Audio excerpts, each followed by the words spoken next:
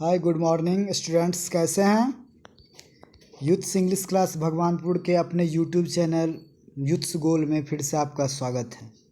आज हम प्रोज के समरी को लेके आए हैं। पहला चैप्टर है इंडियन सिविलाइजेशन एंड कल्चर। ये महात्मा गांधी द्वारा लिखा गया है।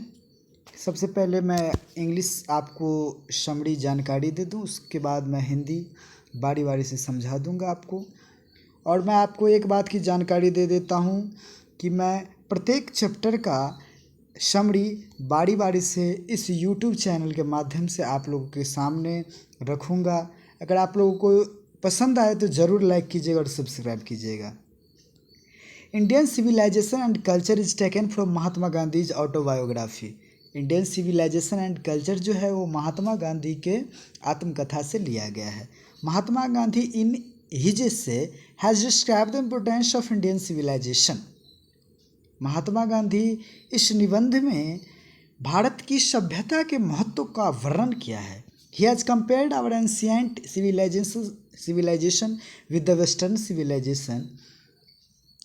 वह पुरानी सभ्यता और पाश्चात्य सभ्यता की तुलना किए हैं। He says that वे कहते हैं कि The Indian civilization elevates the moral being whereas the Western civilization is to propagate immorality।